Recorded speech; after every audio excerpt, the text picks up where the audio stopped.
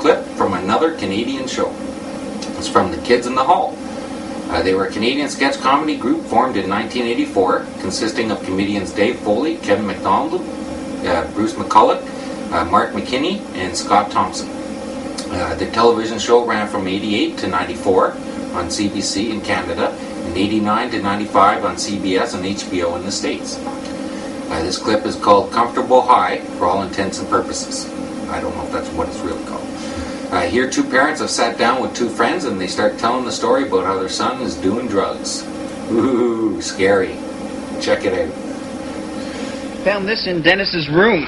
Oh my God, heroin! No, I'm pretty sure it's pot, Nina. Oh, yeah, pot. Heroin, Nina. All right, Bram, let it drop. So what did you guys do about it? Well, we confiscated it. We lectured him, and then we smoked it. Frankly, we're high as kites. Come on, you guys. Are you kidding? You smoked it? You shouldn't be smoking this. Yeah, like most anti-druggists aren't hypocrites. Of course, we'll try to upload this as an extra video, but I can't promise anything absolutely. But if it is there, check out the whole clip. It's funny, very muchly. Okay. I also want to mention that if anyone else can get stoner scenes of comedy or from TV shows or movies in other countries, we're into putting them on the show. All we ask for is an explanation about what's happening and what the show is about and where it's playing and stuff like that. But if it's not in English and you don't mind going one step further, you can always add exactly what they're saying, and we can actually easily put in the English subtitles for that scene.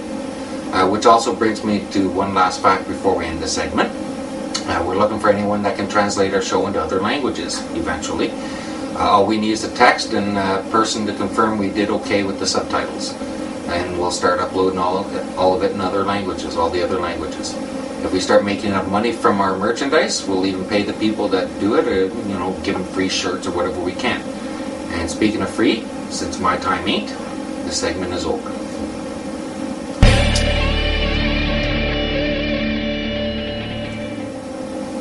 Alright, let's check out some more stoner scenes. Coming into Los Angeles, bringing in a couple of keys.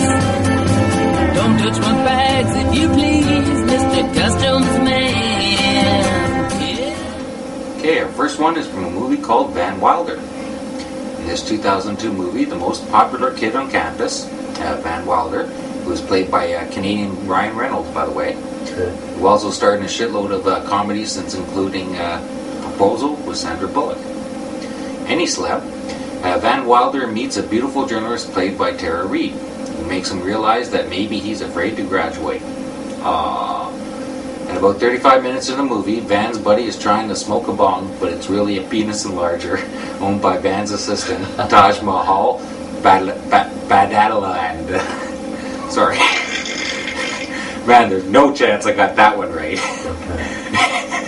But he's played by Cal Penn, hopefully I said that one right, of Harold and Kumar fame. Here's the scene. Where did you find that? In your room a few days ago. I'm trying to spark this bomb, but this damn thing won't light. It's no bong. It's for my schlong.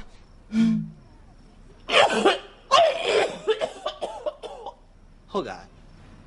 You mean I put my mouth on your cock pump? What the hell? Well, I hope I never make that fucking mistake. Drinking bong water is one thing, but drinking cum water? None for me, thanks. Okay, anyway, so before anyone pukes, on to the next stoner scene.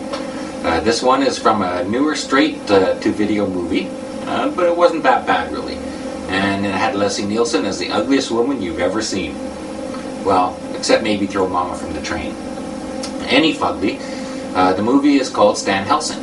It's about a slacker video clerk named Stan Helsing, who, along with his insanely sexy girlfriend, best buddy, and an exotic dancer slash massage therapist, nice mixture, detours into a town cursed by the biggest monsters in movie history. This scene is 15 minutes in the movie where they are smoking a joint in the car on the way to Screamsville. Actually, it's called something else, I think, but you get the idea. Anyway, Stan has to medicate himself after a psycho trucker almost kills him. Check it out. Smelled good though.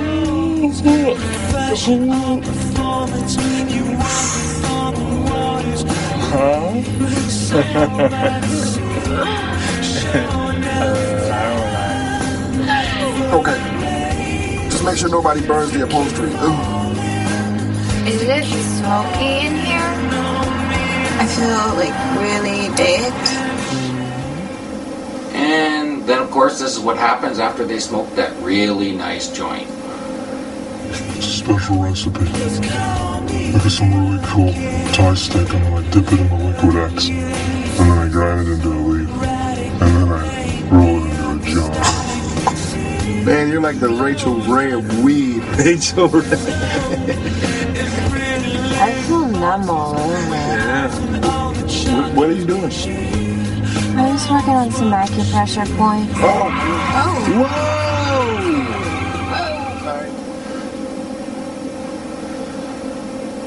Yeah, he's the Rachel Ray of stoners, and we're the Carson McMahon of stoners. Celebrities to follow. Not that much like Carson. Anyway, so one more, I guess. This one is Shanghai Noon, starring Jackie Chan and Owen Wilson. Jackie Chan plays a Chinese man who travels to the Wild West to rescue a kidnapped princess. After teaming up with a train robber, Owen Wilson, the unlikely duo takes on a Chinese trader and his corrupt boss. The sequel is called Shanghai Knights, spelled like in Knights of the Round Table. Anyway, at about 30 minutes into the movie, Jackie, Owen, and a bunch of North American Indians are smoking a particularly good peace pipe. Check it out.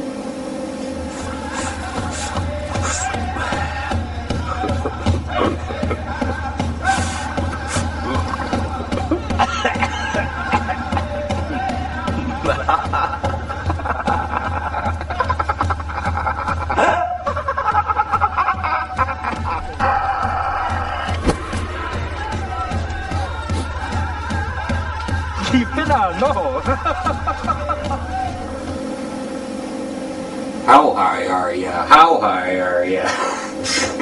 Also, I think it's a bit of a stretch, Jackie Chan playing a Chinese man. He's not that good of an actor.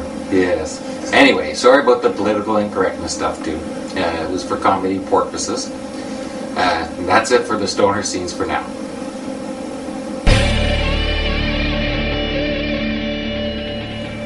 Okay, here's some marijuana facts and just the facts, man.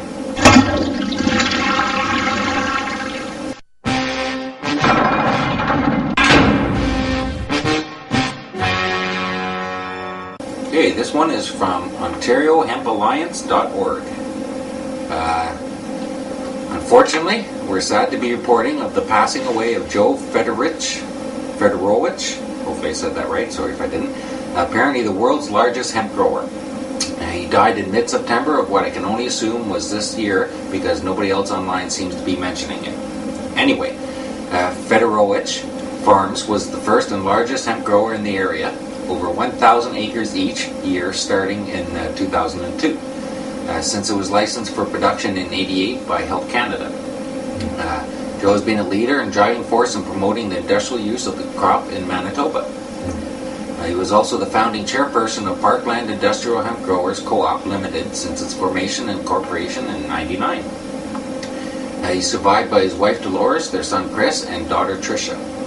Of course, we have to depend on the accuracy of the websites, but being the Ontario Hemp Alliance, it's probably correct. All kidding aside, we always feel sad when a soldier goes down in any war. We just thought you should know about him.